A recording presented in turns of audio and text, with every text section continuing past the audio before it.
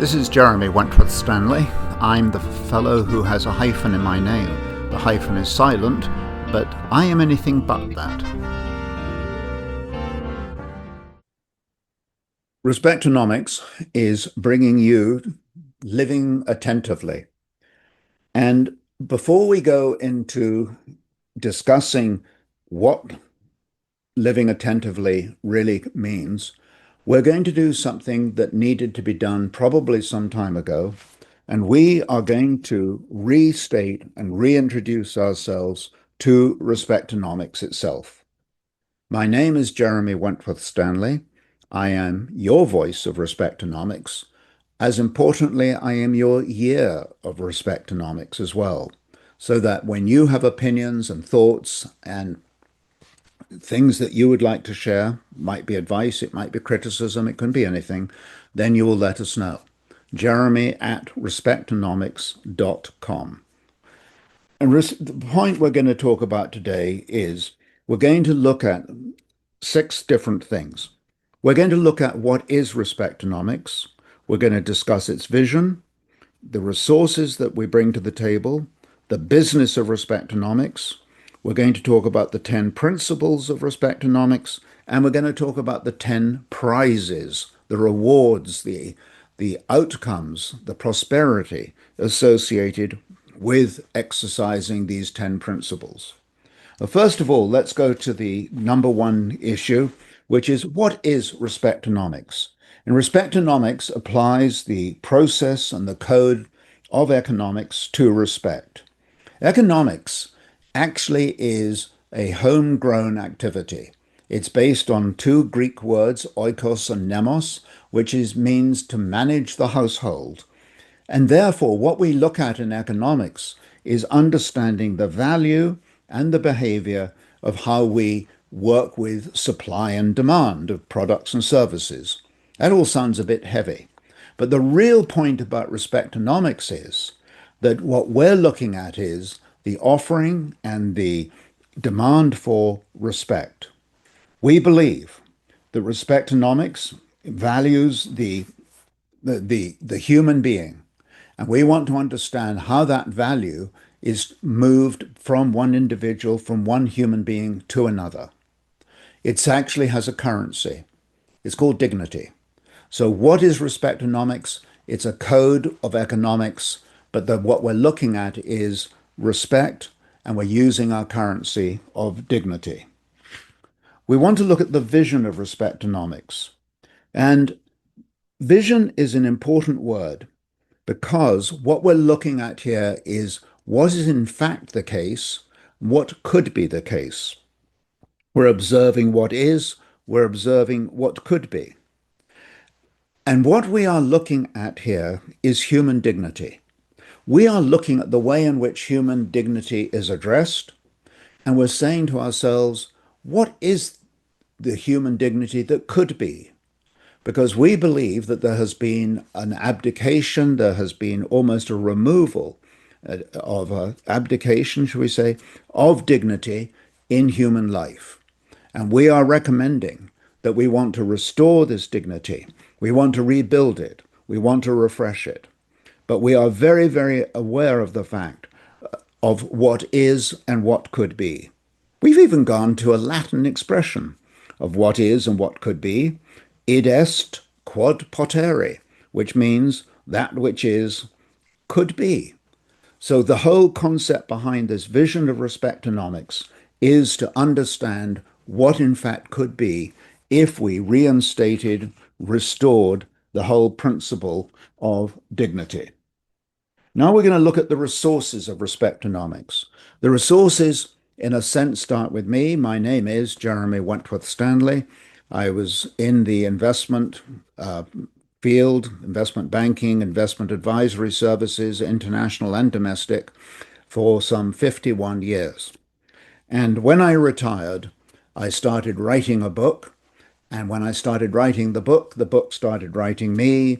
And out of that came this invention, this identity of Respectonomics. And Respectonomics, although it starts with me, I will have to be very clear and say that it is predicated, it is based on a background of 24 other people whom we call the Dignity Trustees. They are the trustees of the Dignity Trust because we believe that trust and dignity go hand in hand. The Dignity Trust is made up, as I say, of 24 people, and not only that, people of diverse backgrounds, male and female.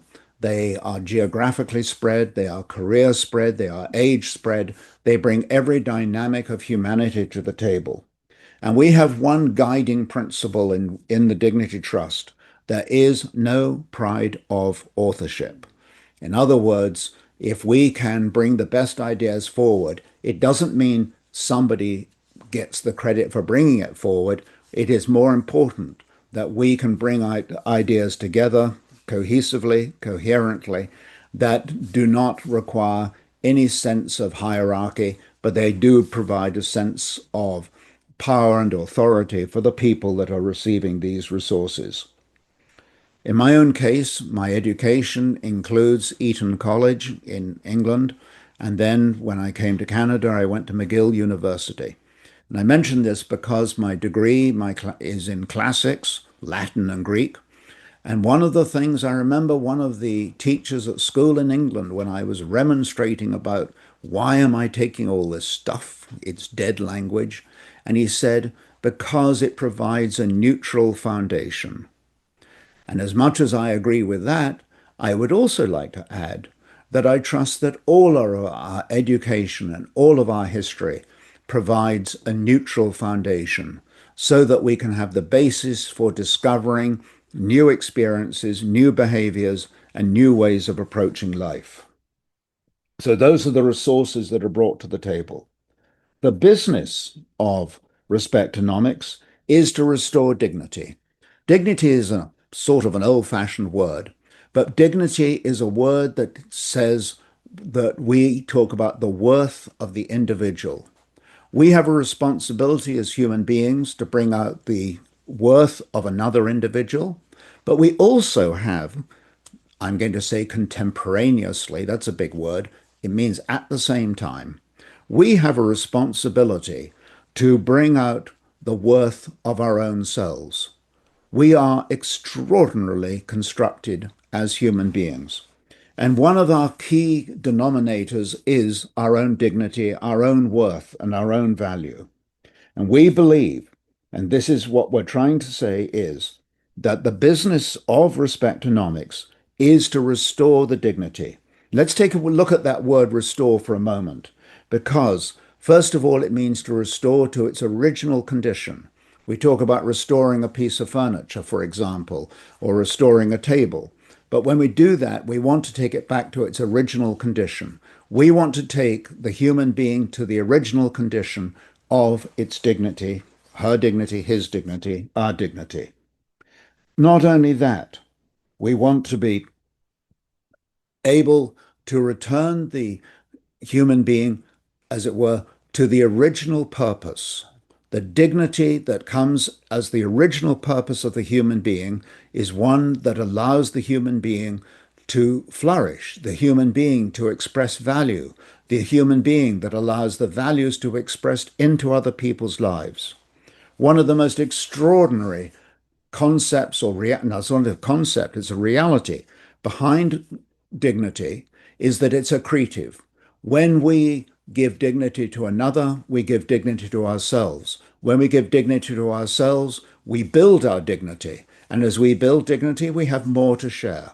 It is self-perpetuating, it is reciprocal, it is exactly what the community of the humanity is designed to do. And I'd like to say one other thing. The word restore also means to almost to refurbish the pantry, to put things in it, and store, to put things back in. And we have the ability to restore this pantry of dignity, this reservoir that we can fill. And the more we fill it, the more we have to give out. So let's be very clear that the business of respectonomics is to build and to restore the dignity. We've talked about what is respectonomics. We've talked about its vision. We've talked about the resources. We've talked about the business. We're now going to talk about the 10 principles of respectonomics. And there are 10 of them. And the first one is to restore dignity. The second one is to honor fairness. Thirdly, to look at the human apparatus and to bring it all front and center. The human apparatus, excuse me, the human apparatus is a body, it's a mind, and a spirit. And we need to bring these all three cohesively to the table. One cannot operate without the other. They are in balance, they are required one of another. We believe in reciprocity. We believe that there's a mutual transaction, that when we do something kind and good for another person, it will be reciprocated. We believe in the compass. The compass is the one that identifies where we are, where we've been, and where we're going. And I would add, who we could take with us. The compass, the living compass, is an essential part of understanding who we are and where we're going. Any kind of compass, if we're going to say, I want to go somewhere, requires a tool. And Respectonomics provides the toolbox to this prosperity. It allows us to review our actions. It allows us to look back and say, excuse me, look back and say, this is what I did and this is what I feel about what I did.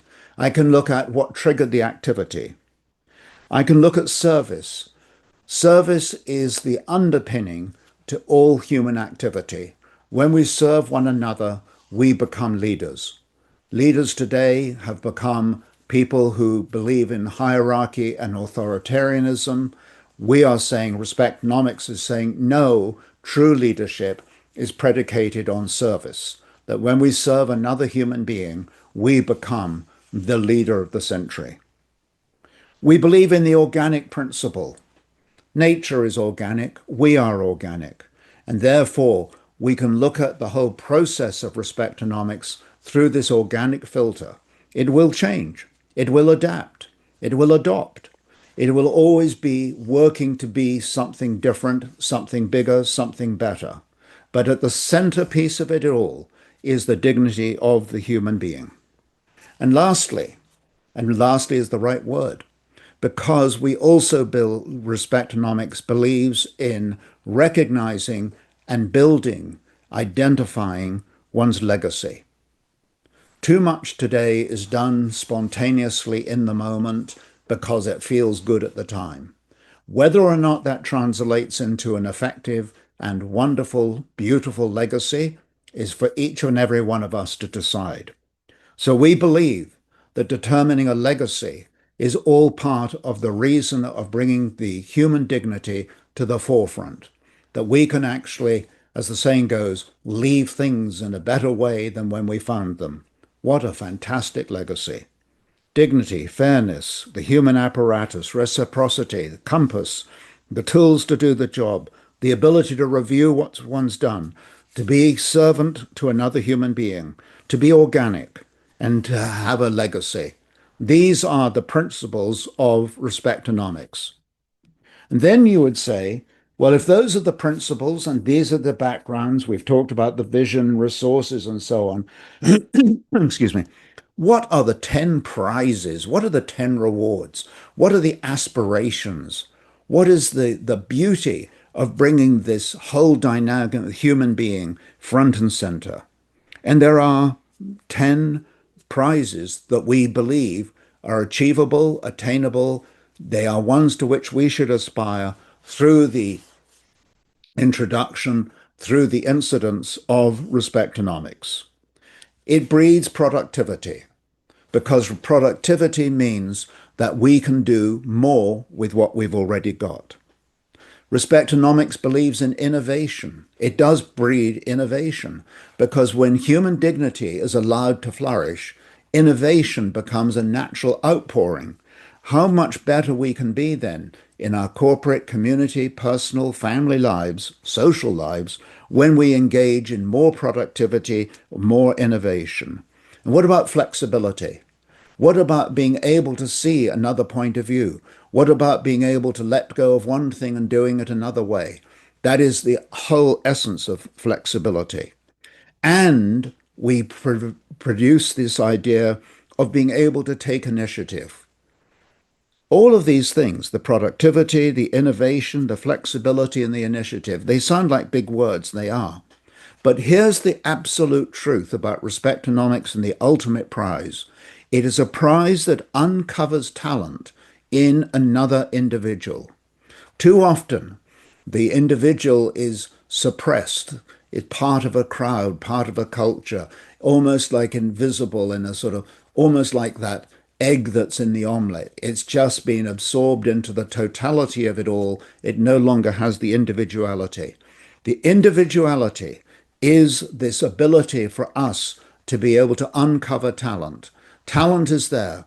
It's there at the front door. It's there at the back door. It's there in the living room. It's everywhere. But if we allow the respectonomics to work its way through, then we end up with the productivity, the innovation, flexibility, the initiative, which are all to do with uncovering this extraordinary capacity of the human being. It allows us to confront convention.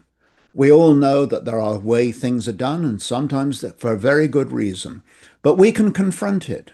We don't have to be rebellious. We don't have to be destructive, but we can confront it. Why are we doing things like that? What if we did them another way? It encourages lateral thinking, that you can take an idea and say, what if we did it this way instead? We can confront convention. We can engage in reciprocity. What a great, great gift for a human being without sensing an exchange of money, that we can actually reciprocate one to another. Reciprocity does not mean that you're going to do identically what somebody has done for you.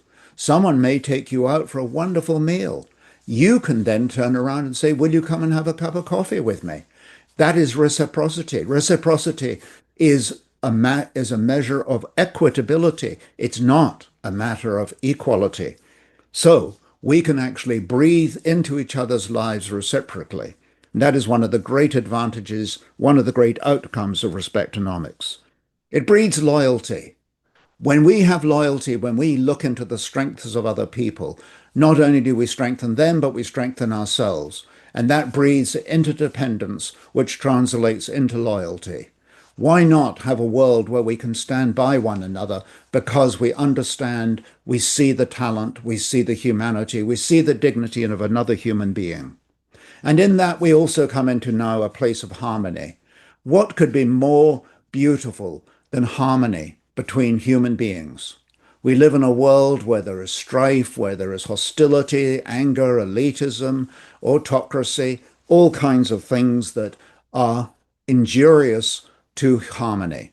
Respectonomics breeds harmony. It allows us to work together effectively to the greater calling, where we can actually say to nature, we are doing exactly what you want us to do. And when you have harmony and you have reciprocity, you have loyalty, and you have all these things working, you may say, well, those are ideals. No, they're not. They're real. They're not ideals, they're real deals. And not only that, they're fun. They're fun to do these things together. They become exploration. You see this with children, don't you? Hey, look what you've just discovered. And we can have that sense of discovery, that sense of enjoyment, that sense of compatibility, all with a smile on our faces. What about turning a smile onto all of the anger in the world today and saying, we believe in one another? And lastly, it allows us to optimize our resources. That sounds a bit heavy, doesn't it? But we live in a world where we know that there's an environment, there's a climate, there are resources and all kinds of things. But because we are working effectively together, enjoying each other's company, looking for the common good, we have a far better chance and a far better reason to optimize our resources. And if we're going to optimize our resources, that does not mean to exploit, it means to optimize, meaning to put them to their best use. And their best use, of course, is the use that continues now and takes us beyond the immediacy, takes us into a land that we can't even think about because we won't even be here. What a wonderful set of prizes. And we can have all of these through the exercise of respectonomics. There you have it. My name is Jeremy Wentworth-Stanley. I am your voice of respectonomics.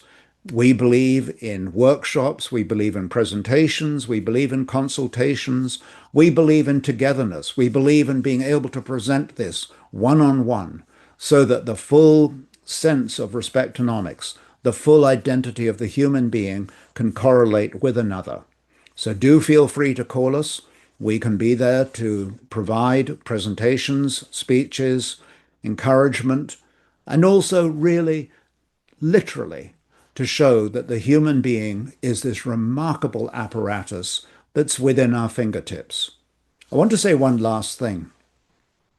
Many organizations talk about focus. If you've noticed, we haven't used the word focus at all. We've used the word vision. We've used other words like resources and business and principles and prizes. We haven't used the word focus. And there's a reason for that. Because when you look at a focus or think of focus, you think of something at a distance that you bring into focus, as you would with a pair of binoculars. And although that says giving the distance, bringing it to oneself, the true focus is oneself. We don't need binoculars. It is within oneself, it's within one's own capacity. And if we can recognize our own capacity and the capacity of others, then we will be building a world where we don't need the binoculars for some far off objective. It can be right literally within our own orbit. What a fantastic conclusion. There it is. Thank you very much for listening, and we look forward to hearing your comments. Jeremy at respectonomics.com. Jeremy at respectonomics.com.